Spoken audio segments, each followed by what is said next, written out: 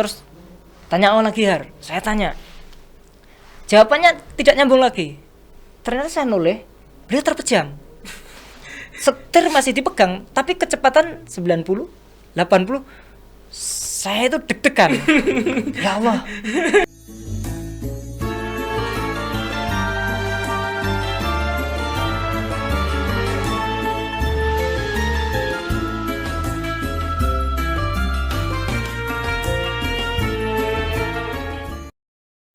Assalamualaikum warahmatullahi wabarakatuh. Alhamdulillahirabbil alamin wa bihi nasta'in wa ala umuri dunya waddin.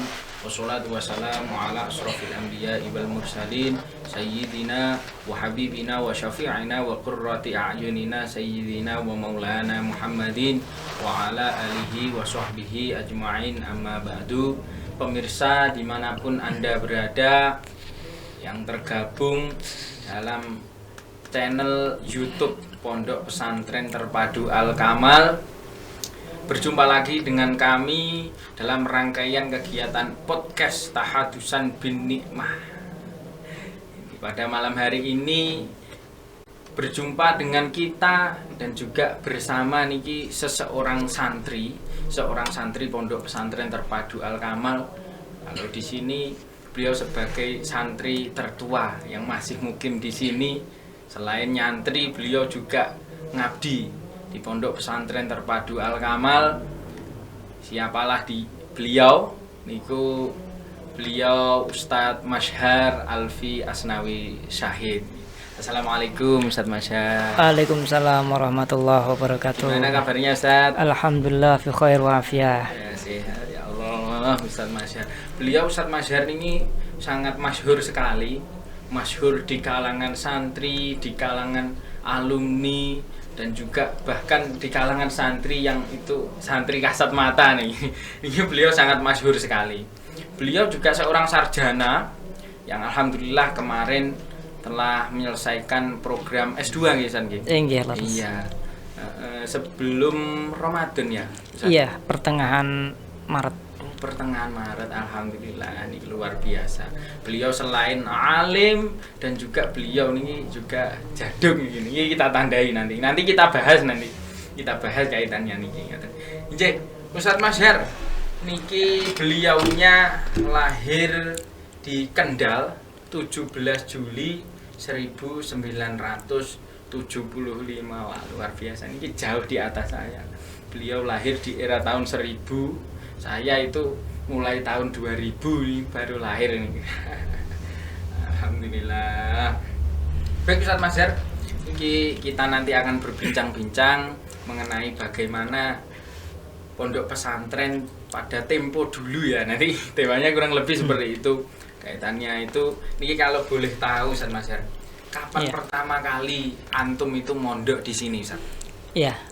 Jadi saya berangkat dari rumah menuju ke pesantren ini. Yang jelas yang membawa saya adalah saya sendiri, yakni Dr.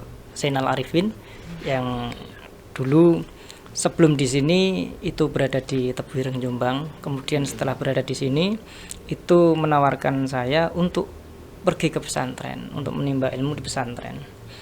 Kemudian karena saya pada tahun itu saya sudah memiliki niat untuk nyantri, untuk mondok, sehingga saya ketika ditawari beliau dengan profil pesantren Al-Kamal yang saat itu disampaikan pada saya, dan saya langsung tidak ada pilihan lain kecuali mengikuti ajakan daripada saya.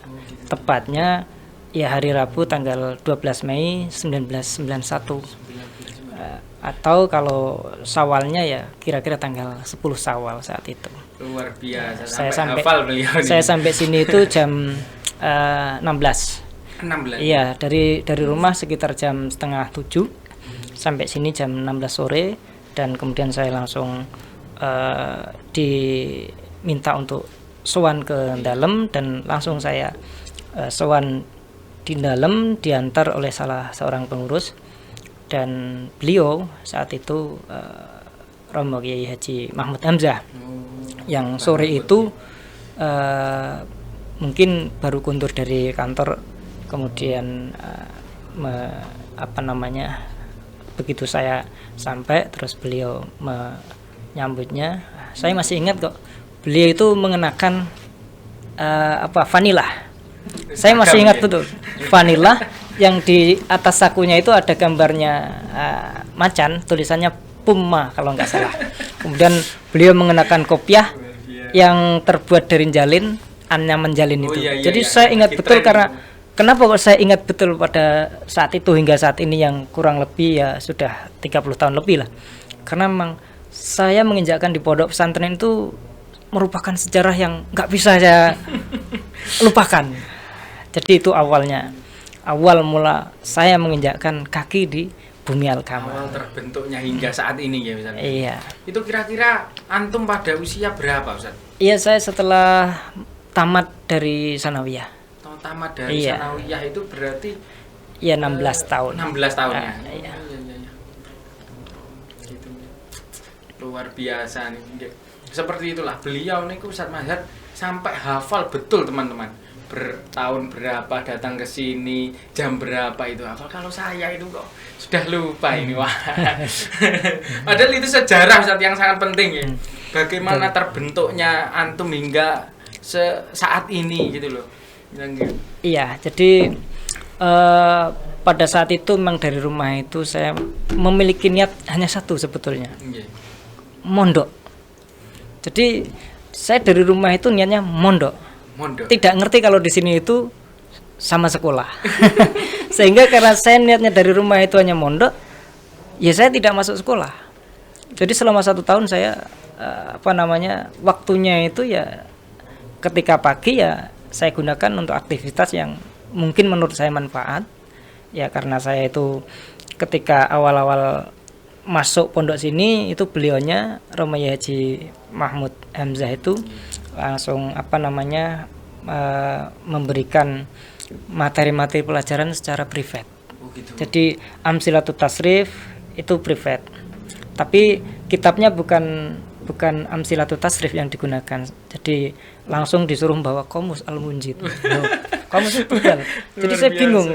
Saya ini masih santri baru tapi kok suruh bawa Qomus. Saya tidak paham apa maksudnya. Ternyata mukaddimahnya Qomus Al-Munjid itu adalah ilmu sorof ternyata. Jadi dari situ awal mula saya di privat ilmu sorof. Kemudian ya kalau pagi setelah subuh itu beliau memanggil saya untuk menghafalkan tasrif.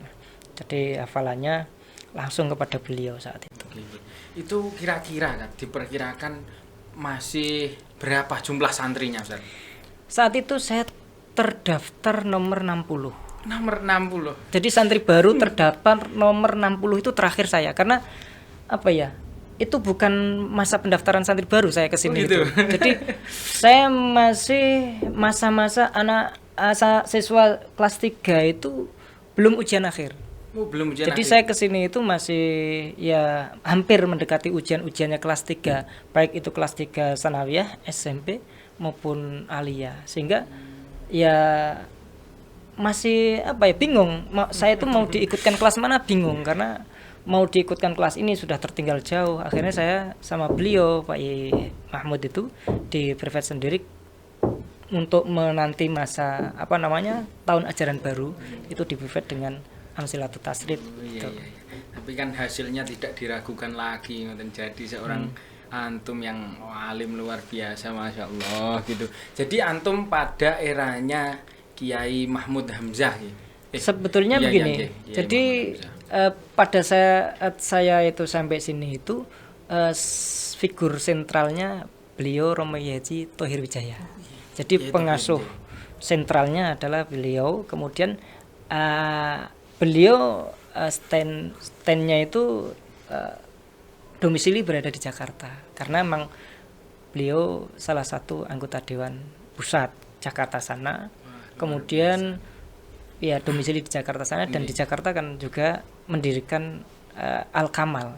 Gitu. Iya. Al-Kamal Jakarta ya. Al-Kamal Jakarta. Dan pada saat beliau berada di Jakarta, kepengasuhan yang ada di sini itu pada saat itu ada 4. Jadi kepengasuhan yang di intern pesantren itu beliau Bapak Kiai Haji Mahmud Hamzah dan Kiai Haji Zain Masrur. Kemudian ada 2 pengasuh yang membidangi di luar pesantren. Itu Bapak Masudi Yusuf dan Bapak Haji Saiful Habib. Wah, luar biasa sekali ya Allah. Tapi yang khusus mengolah pendidikan di pesantren itu Kiai Haji Mahmud Hamzah sama Kiai Haji Zain Masrur. Nah, kalau boleh tahu Ustaz nih kan antum kan juga santri yang nemui Kiai Mahmud Hamzah. Kalau saya kan belum nemui ya. Jadi kira-kira mungkin seperti apakah sosok Kiai Mahmud Hamzah niku? Iya. Mungkin sebelum saya menyampaikan profilnya beliau, mungkin saya mengingat dulu ke beliau Mbah Thohir, karena ketika beliau Mbah Thohir itu dari Jakarta kemudian kundur di Blitar, terkadang sesekali itu saya ditimbali. Ditimbali untuk keperluan apa? Lah, beliau sesekali nimbali saya itu untuk memijit.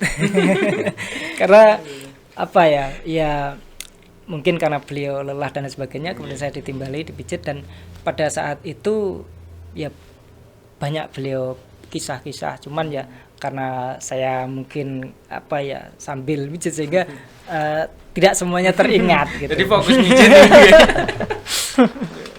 Ini baru kayak Kiai nih. Kiai Thohir Wijaya.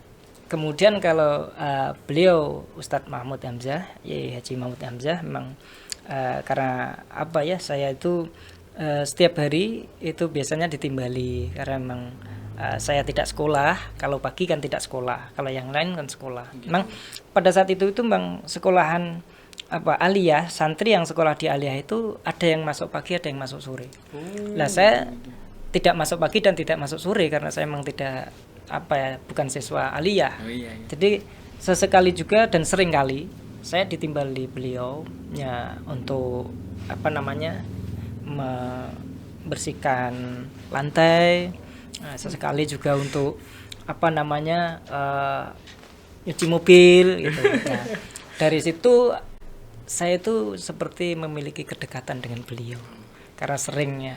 Kemudian setelahnya itu mungkin beliau ngendiko memberikan nasihat, karena saya itu kan masih santri baru itu antara kerasan dan tidak di sini itu, sehingga beliau banyak memberikan nasihat pada saat setelah saya itu melakukan aktivitas di dalam.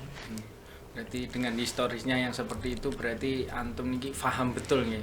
Jadi dari beliau itu Kiai Thohir Wijaya, berarti masih nemui ya. Kiai Thohir Wijaya, terus Kiai Mahmud Hamzah itu. Lah itu kan yang perlu kita ketahui dari santri-santri yang era di sekarang ini. Kira-kira dulu masyayikhnya itu beliaunya bagaimana, alim dan seterusnya. Ini kan itu dari mungkin nanti bisa dipetik dari kisah-kisah dari antum gitu Ustaz. Iya.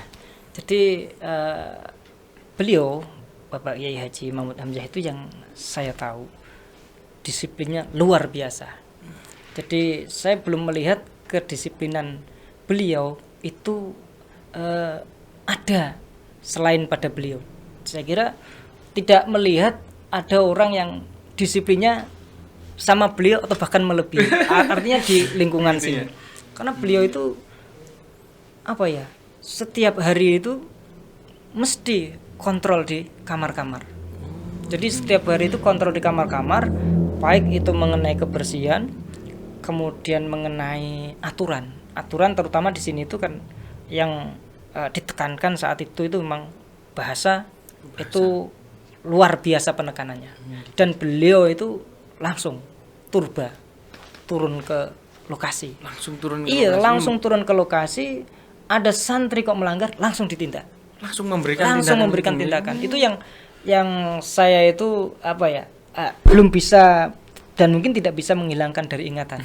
Karena ketika beliau memberikan tindakan itu sesekali memanggil saya, Mas Zahar ta'al gitu. Ternyata beliau mau ngasih sanksi, saya disuruh menyaksikan. Berkali-kali sanksinya itu dan juga bermacam-macam. Ada yang sanksinya itu bilkhal seketika, ada kalanya dengan tempo. Kalau yang bersifat denda biasanya tempo. gitu. Tapi kalau yang bilhal itu biasanya ya dikurucuk air. Gitu. Dan itu sering saya diminta untuk menyaksikan. Akhirnya dari situ itu juga saya belajar kedisiplinan dari beliau. Disiplinnya luar biasa. Contoh lain lagi mengenai kedisiplinan beliau itu, saya diminta benahi contohnya stop kontak begitu. Kuncinya yang saya gunakan itu kebesaran ya. Beliau itu tidak cocok Har. Kalau kamu jadi orang pekerja di Jepang, kamu langsung dipecat. Sampai sebegitu itu. Akhirnya saya ternyata betul. Karena kalau kebesaran itu memang ya butuh waktu karena kurang pas. Itu diantara yang saya tahu karakter beliau tentang kedisiplinan. Apapun segalanya itu disiplin, termasuk di sekolahan. Di sekolahan itu yang satu juga begitu. Saat itu masuk 6:30. Nah, 6:30 itu siswa tak terkecuali santri yang sekolah di Alia. 6:30 itu harus senam pagi. Senam pagi, senam kesehatan jasmani itu kurang lebihnya ya antara 15 sampai 20 menit. Kemudian setelah itu masuk di kelas itu sing jelas aktivitasnya adalah mulai pelajaran itu jam 7. Namun jam 7 kurang 5 itu siswa sudah berada di kelas. Yang saya kagumi lagi, tidak hanya siswa yang ditindak. Gitu. Iya, ustadz yang mengajar kok terlambat pun ditindak. Itu yang saya itu yang saya bisa mengambil dari beliau ternyata seperti itu disiplinnya. Itu memang beliau niku sosok yang sangat disiplin banget ya Ustaz. Betul. Tapi kan dari kedisiplinan itu banyak pembelajaran kan Ustaz. Betul. Yang di mana itu secara langsung dan kalau saya melihat sekarang saya melihat antum dulu di waktu menjadi pengurus markas itu kan terpraktekkan sedemikian niku. Berarti wah niki memang yang diajarkan dulu dari Kiai Sepuh ini kepada antum niki antum ajarkan kepada kita. Ini yang pengurus-pengurus baru ini pengurus-pengurus masih muda nih. Ilo rungono itu tim Afidi itu. Benar kan stop kontak harus pas ya. Jadi beliau itu uswahnya luar biasa. Itu yang bisa saya saya petik di antaranya. Dan pengurus pun juga banyak yang ditindak ketika beliau itu misalkan turba atau ke lokasi langsung memantau perjalanan bahasa itu dari kamar ke kamar. Kalau saya mendengar sebelumnya lagi malah lebih keras lagi. Lebih keras. Iya, saya pernah mendengar cerita dari beliau Ustadz Masudi misalkan. Itu ketika peletakan pertama bahasa resmi, bahasa Arab dan bahasa Inggris itu lebih ketat lagi dan lebih keras lagi. Tahun berapa Ustaz itu kira-kira? Ya, kalau Ustadz Masudi mungkin ya sekitar tahun 83. Kalau saya kan 91 jadi hampir 10 tahun di bawahnya Ustadz Masudi saya. Iya. Jadi itu yang bisa saya petik. Jadi saya dari situ, dari beliau memberikan sanksi, kemudian saya ditimbali untuk turut menyaksikan atau bahkan mencatat anak-anak yang tertindak.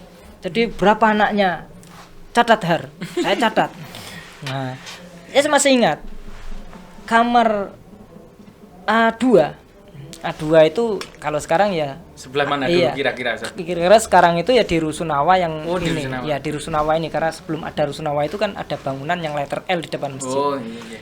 Jadi anak A2 itu sebetulnya ya mungkin ya tidak semuanya berbahasa Jawa. Akan tapi ada suara keras bahasa Jawa.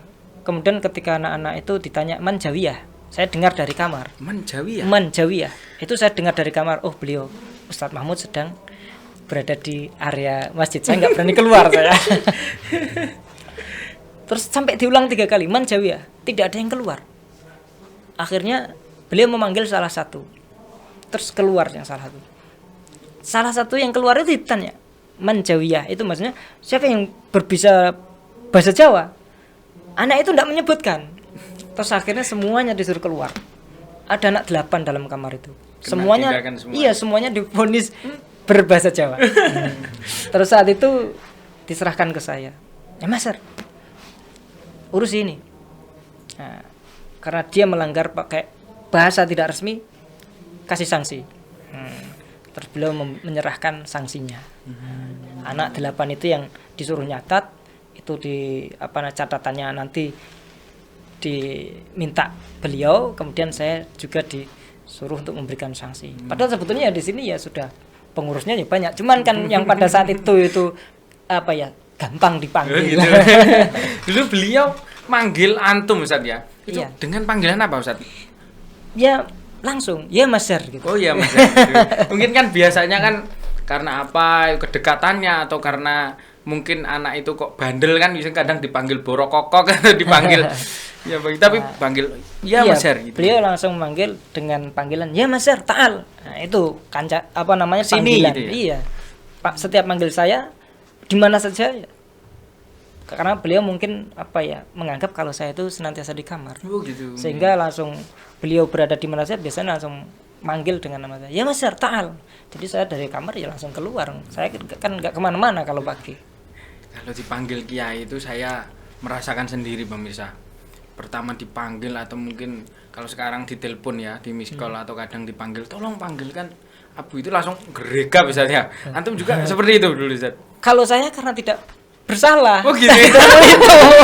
Mungkin kalau antum merasa bersalah. ini jadi pertanyaan tanda tanya ini, salah apa saya ini? Sama dengan santri dulu ya. Kalau ada santri yang dipanggil, itu bukannya mendekat, menjauh. Karena takut. Kenapa takut ya? Karena bersalah itu lah. Kalau saya udah mempersiapkan, wah ini saya nanti ditanya apa ini, salah apa, langsung introspeksi langsung Intan. Iya. Jadi kalau saya dipanggil itu kapan saja waktunya, saya langsung memenuhi panggilan itu. Dan misalkan beliau memerlukan misalkan rokok misalkan, karena beliau juga rokok setengah malam. Itu biasanya yang dipanggil saya. Begitu. Dan suasana sini itu masih gelap gulita, belum ada lampu di pinggir jalan. Nah, dan jalan ini belum aspal. Makadam. Masih makadam. Jadi makadam, terus saya disuruh ngambil sepeda di belakang. Sepedanya mungkin kalau dari Jawa Tengah bahasanya jengki. Oh, jengki. Nah, sepeda jengki yang ada tulisannya punik itu. itu. Kalau sini juga jengki. Terus itu pedanya di belakang, carikan. Ya berangkat. Prinsip saya kalau tidak dapat tidak pulang. Karena jam 12 itu kalau nyari kemana? Nah, itu saya ke timur, tidak ada kios yang buka, saya ke barat. Ternyata ya saya nemu. Kalau nggak nemu saya ya mungkin nyebrang, nyari di Ngunut mungkin kan lebih kota kan. Iya. Tapi karena di barat saya sudah nemukan, ya sudah pulang. Terus tanya, kok lama tuh Her? Ya afwan Ustaz, ke timur kiosnya sudah pada tutup Ustaz. Terus saya ke barat, alhamdulillah menemukan di barat agak jauh Ustaz. Oh ya nggak apa-apa. Terus setelah itu beliau bilang, ngaji ya jam segitu. Jam segitu. Saya diminta ngaji ya gitu. Terus akhirnya saya Ustaz, ya saya ngambil kitab ngaji jam segitu. Sami'na wa ata'na. Dan beliau itu kalau minta saya ngaji itu tidak lihat jam berapa. Pokoknya kalau selama saya kelihatan tidak ngantuk, dijak ngaji, saya bilang matur iya, ya langsung ngaji. Iya. Kalau saya mungkin jam segitu udah gini. Nah, terus begini Ustaz, ini yang mungkin menjadi tanda tanya bagi teman-teman santri juga. Dulu ya, mohon maaf Ustaz, mungkin kan dulu itu aktivitasnya beliau itu kira-kira apa Ustaz? Beliau itu aktivitas hariannya di pengadilan. Oh, di pengadilan. Karena beliau adalah hakim. Iya. Pada saat saya di sini pengadilan agama. Jadi pada saat saya masuk di sini beliau berkantor di Blitar. Kayaknya di Blitar. Kemudian setelah itu di Kediri. Jadi dan ketika berkantor di Kediri itu saya juga pagi sering nderek nih beliau. Artinya beliau bilang gini, ngendikannya begini, Har, kamu kan tidak sekolah, ayo ikut saya di kantor. Jadi saya ikut ke kantor. Nah, kemudian sesekali beliau bilang, kamu mau di masjid apa di ruang saya? maksudnya ruang istirahat di kantor pengadilan. Iya. Terus saya bilang, pilih di masjid saja Ustadz, kalau di kantor kok kurang gimana gitu saya. Akhirnya saya di masjid di Ngronggo kalau tidak salah. Nah, di Ngronggo sana, di masjid Ngronggo itu kan ada man 2 atau man berapa itu. Kalau kesana lagi itu IAIN kalau tidak salah. Jadi daerah Ngronggo. Jadi saya pokoknya memiliki kedekatan dengan beliau ya dari awal-awal seperti itu, ketika cuci mobil dan seterusnya. Kemudian ketika beliau tindak ke Semarang itu juga saya juga derek nih, kadang ya diminta untuk ke dalamnya beliau yang Kalirejo ya. Kalirejo. Jadi saya tidak pulang ke rumah malahan. Kalirejo Semarang. Kalirejo Semarang itu dari desa saya ya masih ada satu desa lagi, desanya om saya itu, kemudian desanya beliau. Nah, ketika beliau silaturahim ke orang tua di sana, ya saya ke sana. Jadi saya tidak pulang ke rumah. Berarti beliau asli orang Semarang dulu. Asli Semarang beliaunya. Nah, gini Ustaz, ini kembali ke yang awal tadi. Iya. Antum ketika pertama kali di sini, berarti kan antum itu sudah berbahasa Arab ya Ustaz? Sudah. Nah, antum terus bahasa sosialisasinya gimana Ustaz? Antum ngobrolnya pakai mungkin ada toleransi berapa pula atau? Jadi kalau beliau komunikasi dengan saya itu biasanya menggunakan bahasa Arab. Hanya saja saya kan tidak paham karena masih baru. Nah, kemudian setelahnya itu beliau menerjemahkan. Kalau saya tidak paham, beliau menerjemahkan. Berarti mencontohkan dulu. Iya. Baru. Jadi saya itu memang dididik untuk tidak melafalkan bahasa selain bahasa Arab. Jadi beliau itu sekalipun di dalam itu saya diajak komunikasi pakai bahasa Arab ya. Saya kalau beliau pakai bahasa Arab ya saya pasif. Tapi baru setelah beliau itu menerjemahkan saya komunikatif. Luar biasa gitu. Kalau bahasa kesehariannya mungkin dengan teman antum dulu di pesantren itu selama antum masih baru Ustaz, itu bahasa Indonesia atau bahasa? Ya, jadi sebetulnya aturannya hampir sama dengan sekarang. Hanya saja mungkin ya frekuensi keketatannya itu berbeda. Jadi kalau saat itu memang para pengurusnya itu saya menganggapnya ya luar biasa keras. Artinya semua pengurus itu memiliki tanggung jawab bahasa. Tidak hanya departemen bahasa, departemen keamanan pun job deskripsi paling bawah itu bunyinya apa? Menegakkan bahasa resmi pondok pesantren terpadu Al-Kamal. Sekalipun itu departemen keamanan, departemen bahasa sama, poin yang terakhir bunyinya begitu. Jadi sekalipun ada satu penanggung jawabnya, tapi khusus untuk bahasa itu tanggung jawabnya bersama ketika di lapangan. Jadi semuanya kalau ada yang melanggar bahasa, departemen apapun diminta untuk mengingatkan. Nah, saya itu karena santri baru saat itu ditanya sama pengurus, ditanya pengurus, dibilangi karena saya itu tidak melepas sandal saat itu, tidak melepas sandal dan saya naik di bahasa sini celundak, tangga. Banci. Saya naik di banci itu masih mengenakan sandal. Kemudian saya ditegur sama pengurus. Ikhlas nak like, saya tidak paham. Tapi beliau Pak I Mahmud itu memberi kunci sama saya. Bisa nggak bisa, pokoknya aku tuh jawab. Nek ndak la pakai naam. Nah gitu. Naam. Jadi kunci jawabannya la naam. Kalau diajak bicara jawaban dengan itu. Akhirnya saya mendengarkan beliau seperti itu ya. Saya bilang naam. Pertama saya bilang naam gitu. Nah, tapi saya tidak melepas sandal. Pengurusnya membentak saya. Ikhlas nak like. Saya bilang naam. Wah, akhirnya saya dikeplak. Dikira ngejek saya. Saya dikira ngejek. Wong disuruh lepas sandal bilang naam tapi kok sandalnya tidak dilepas. Saya dikeplak sama pengurus. Ya saya baru kali itu pertama dikeplak.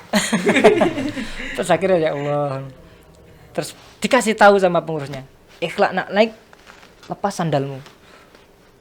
Terus saya bilang, "Naam." Terus baru saya lepas.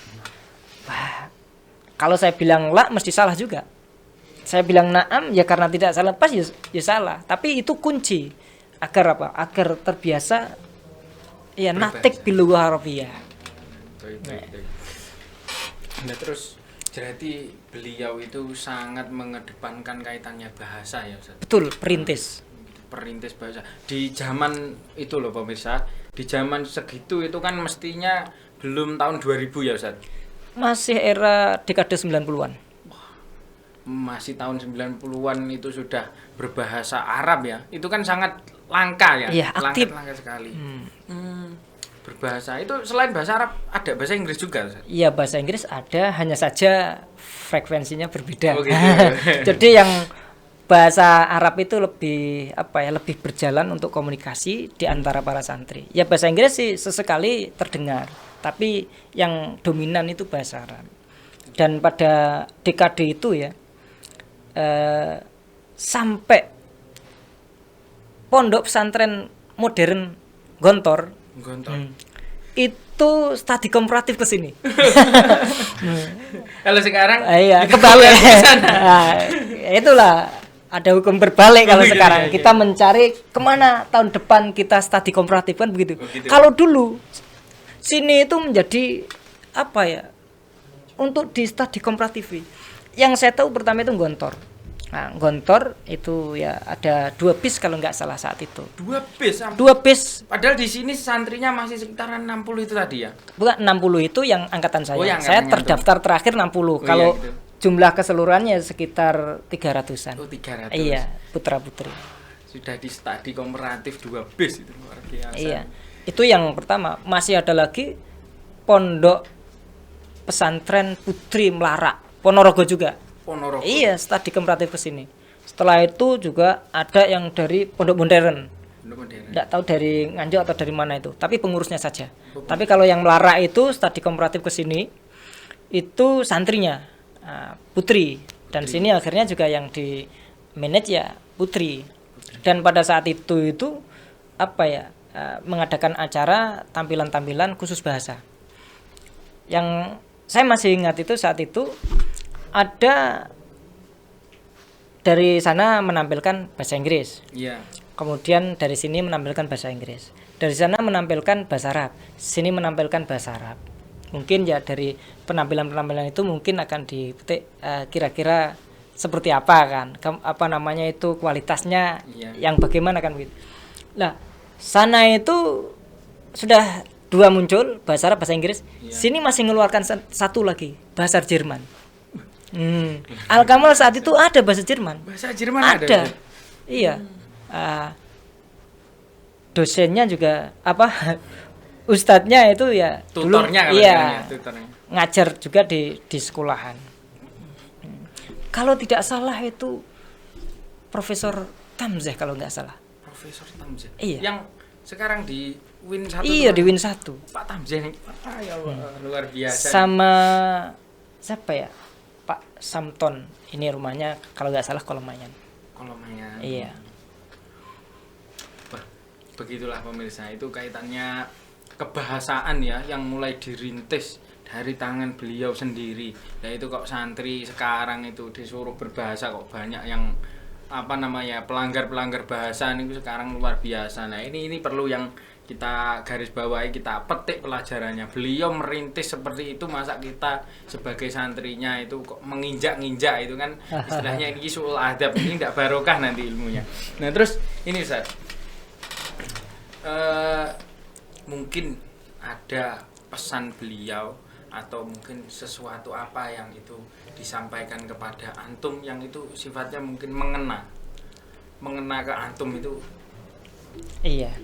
Jadi yang saya kenal beliau itu selain disiplin, sebelum saya menyampaikan pesan-pesan yang mungkin bisa dianggap terakhir dari beliau, saya juga pernah ketika beliau ke Jawa Tengah, kemudian saya juga diminta untuk nderek ke Jawa Tengah.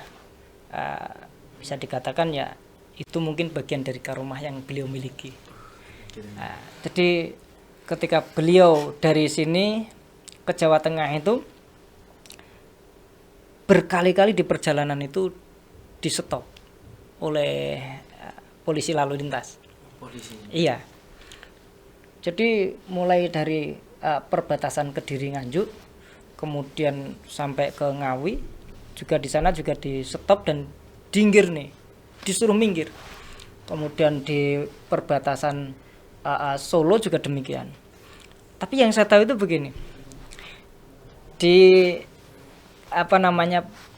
daerah Nganjuk itu beliau sampai hampir dikejar sama kayak motor patwal dikejar. Tapi yang yang jadi nakodanya bukan beliau sih, saya sopir pribadinya beliau. Wajar, terus nyampe jauh, terus baru diminta minggir di pos. Iya, diarahkan ke pos. Sampai di pos, beliau ditanya macam-macam, surat kelengkapan ya. Iya. Beliau jawab begini, saya tergesa-gesa, izinkan saya segera nyampe ke rumah. Nah, polisinya itu langsung tanya, bapak angkatannya, nggak usah tanya siapa saya, langsung siapa, selamat jalan. Saya tuh heran. Di Ngawi juga begitu, dikejar. Akhirnya disuruh minggir sampai di pos. Sampai di pos juga begitu, ditanya kelengkapan. Akhirnya beliau jawab, saya agak tergesa-gesa nyampe di rumah karena ada urusan yang sangat mendesak dan penting. Izinkan saya untuk segera bisa melanjutkan perjalanan. Nah, polisinya tanya lagi, bapak angkatannya, gak usah tanya saya siapa. Langsung selamat jalan pak. Itu sampai ke Semarang 3 kali itu. 3 kali dia diminta untuk mampir ke pos, tapi beliau mengatakan seperti itu, langsung langsung disuruh untuk berjalan. Terus kembalinya ini yang barangkali belum pernah saya melihat selama beliau mengajak saya derek nih beliau itu, saya belum pernah melihat kejadian itu. Apa yang terjadi? Dari Ngawi itu, dari rumah sudah dipersiapkan segala-galanya, makanan snack, makanan ringan itu di sampingnya beliau. Kan saat itu tidak bawa sopir, beliau sendiri yang jadi nakoda. Sampai Ngawi itu beliau bilang gini, Har, tolong diajak bicara saya ya, agar saya tidak ngantuk. Karena beliau kalau berangkat ke Blitar itu biasanya ya tengah malam, artinya setelah salat isya, agar nyampe sini itu sebelum subuh. Terus akhirnya saya bilang, nah Ustadz, terus akhirnya ya saya mencari-cari bahan untuk bertanya pada beliau. Terus beliau nyambung lagi, udahlah kamu tanya mengenai nahwu. Nah, terus saya akhirnya mikir, nahwu apa yang mau saya tanyakan gitu. Nah, ya saya tanya mengenai alfiyah ya. Kemudian beliau jawab. Yang saya tanyakan beliau jawab. Pertama itu mengarah. Pertanyaan kedua dan seterusnya itu menurut saya tidak sesuai yang saya inginkan. Terus saya noleh ke beliau itu, beliau sudah terpejam. Artinya itu beliau ngantuk. Kecepatan mobil saat itu 90, 80, 90, 80. Yang nggak takut siapa? Jadi beliau ngantuk. Mental ini. Nah, akhirnya saya lebih mendekat pada beliau. Saya mendekat pada beliau. Terus saya bilang, Ustadz. Terus beliau terbangun. Oh iya Har, apa Har tadi yang kamu bicarakan? Terus saya bilang, ini Ustadz pertanyaannya. Terus beliau jawab, masih nyambung. Terus tanya lagi Har, saya tanya. Jawabannya tidak nyambung lagi. Ternyata saya noleh, beliau terpejam. Setir masih dipegang, tapi kecepatan 90, 80. Saya itu deg-degan.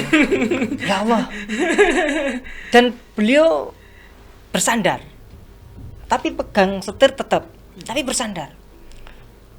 Wah, ini masuk hutan Ngawi. Masuk hutan Ngawi, seret. Kenceng. Ya, memang pada saat itu tuh apa ya?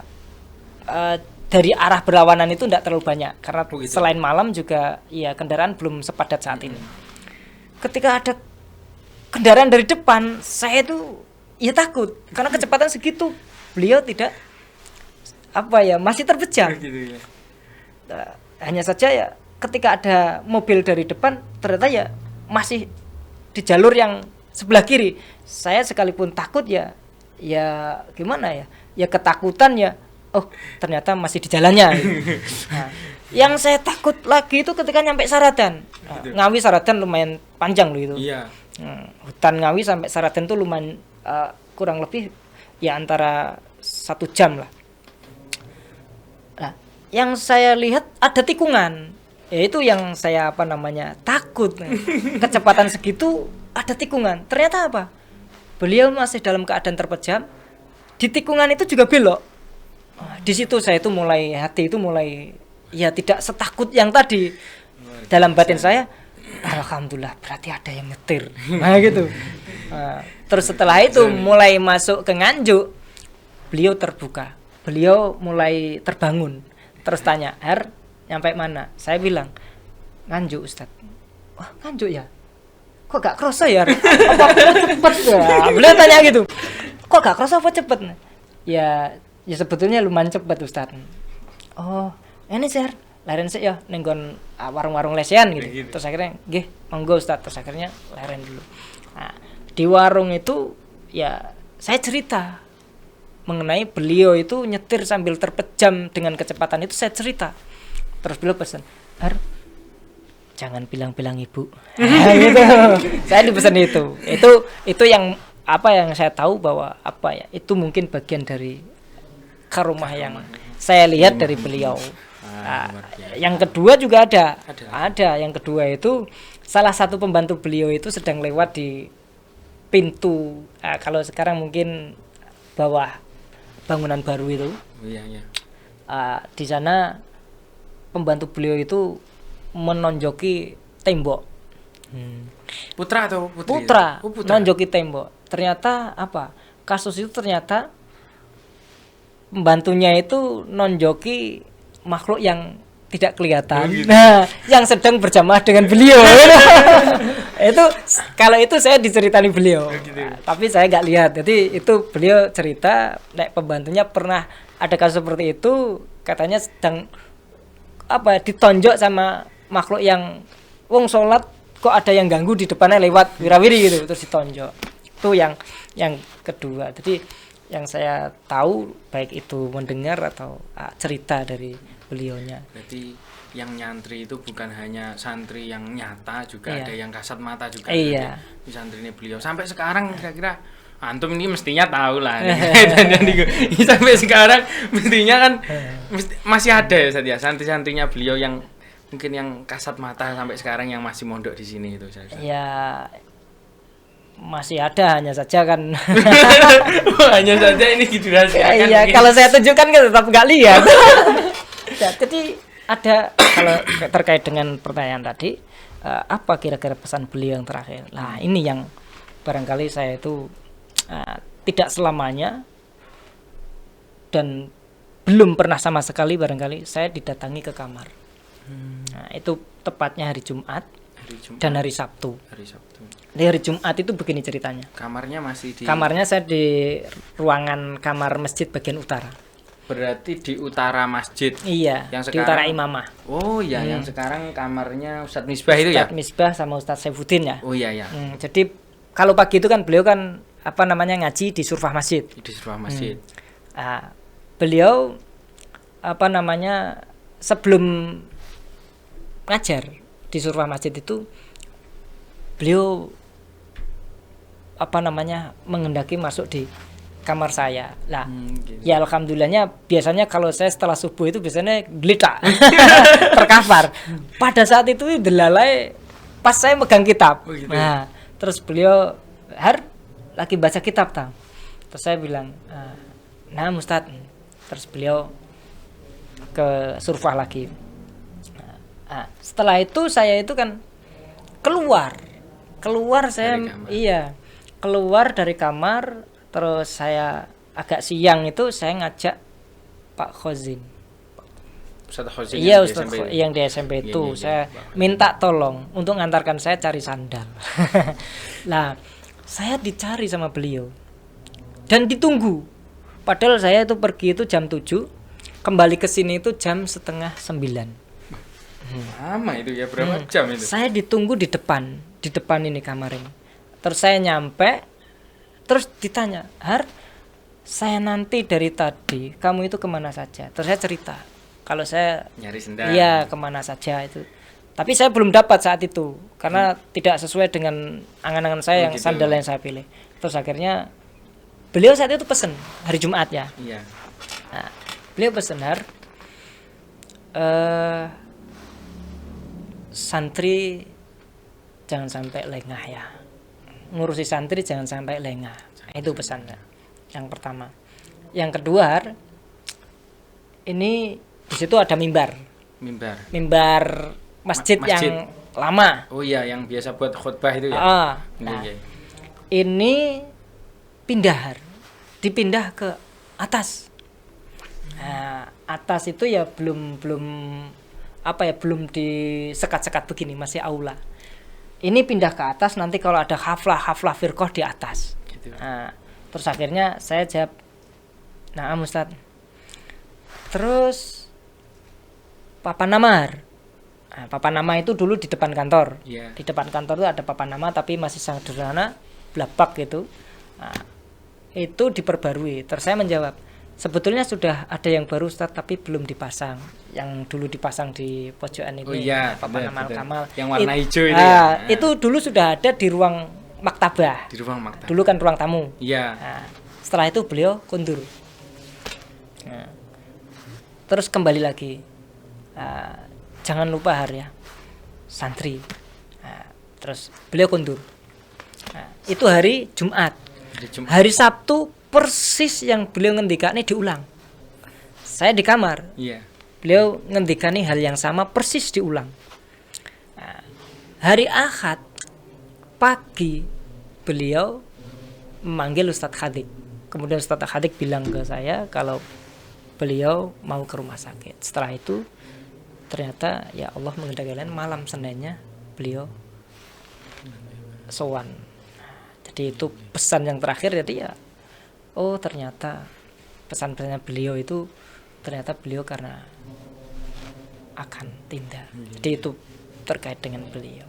Yang disampaikan beliau santri ini disampaikan kepada antum ya Ustaz ya. Iya.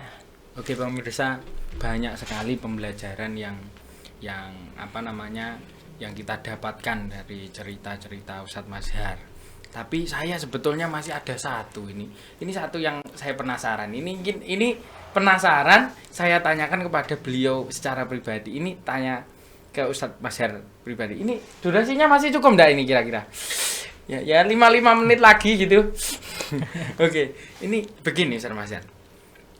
Saya kan ya banyak mendengar cerita dari kakak-kakak tingkat itu. Dulu kan zaman dulu itu kan banyak mungkin santri-santri yang sering itu ya kesurupan atau mungkin seperti itu. Lah itu katanya itu yang bisa nangani itu hanya antum.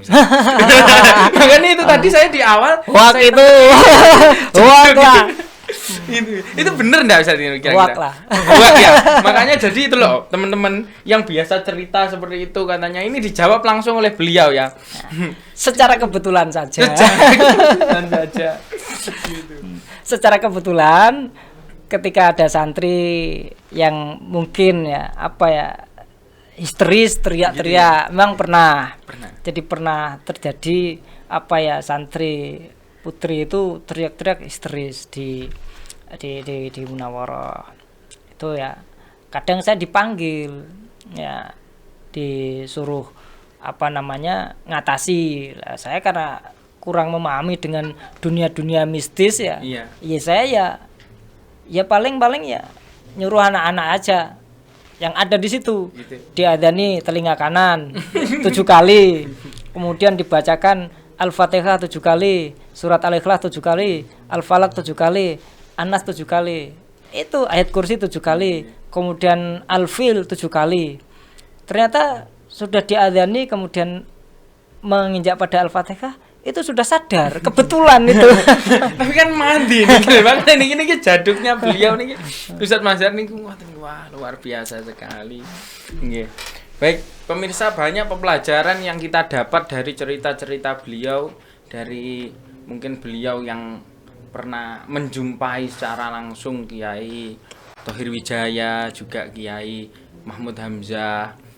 Sangat luar biasa sekali. Saya dari situ mulai berpikir, Ustaz, beliau itu berjuang untuk pesantren itu sangat luar biasa. Jadi saya sebagai santri ini lebih hati-hati lagi, lebih hati-hati supaya berkah ilmu dari beliau, masyayikh kiai-kiai sepuh niku tetap mengalir kepada saya, ngoten lho. Beliau niku ridho. Kan sejatinya niku lek saya pernah dengar niku kan orang yang alim niku kan mboten anu ya, ndak mboten ninggal ngoten lho san nggih. Hanya beliaunya itu pindah alam dan beliau itu mengetahui kita di pesantren. Jadi seperti itu. Makanya pembelajaran untuk kawan-kawan santri, tolong jaga tadi kebahasaan, kita jaga berbahasa di sini, kita jaga sopan santun, karena di sini juga banyak santri-santri beliau yang lebih sepuh, yang santri-santri kasat mata. Hati-hati teman-teman itu. Baik, mungkin cukup, waktunya sudah cukup ya. Iya. Mungkin cukup itu dari.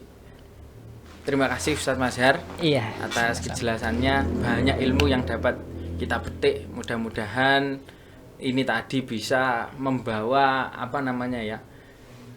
Ibroh yang baik, membawa pelajaran yang baik bagi saya khususnya dan juga bagi para pemirsa, baik pemirsa yang dari alumni maupun yang bukan alumni ataupun wali santri mungkin ya, atau subscriber itu channel Pondok Pesantren Terpadu Al-Kamal. Mungkin cukup itu Ustadz Mazhar, terima kasih atas ilmu yang disampaikan. Sama-sama. Semoga berkah. Semoga antum selalu sehat, panjang umur, amin. diberikan kelancaran rezekinya, sehat satu keluarga. Ini sudah berkeluarga nggih, Ustaz? Alhamdulillah. Anaknya 1 2 atau tambah. Amin. Tambah ini. Sebentar lagi sepertinya akan nambah ini. Gitu. Baik pemirsa, tetap stay in here, channel Pondok Pesantren Terpadu Al-Kamal. Jangan lupa like, comment, share, and subscribe agar tidak ketinggalan acara-acara tahadusan bin nikmah yang semakin seru lagi. Nampaknya besok akan ada tayangan yang lebih seru lagi. Maka jangan kemana-mana, jangan lupa subscribe-nya. Biar antum semuanya tidak tertinggalan. Sekian dari saya Muhammad Abu Sufyan Al-Husaini. Wabillahi taufiq wal hidayah. Wassalamualaikum warahmatullahi wabarakatuh. Waalaikumsalam warahmatullahi wabarakatuh.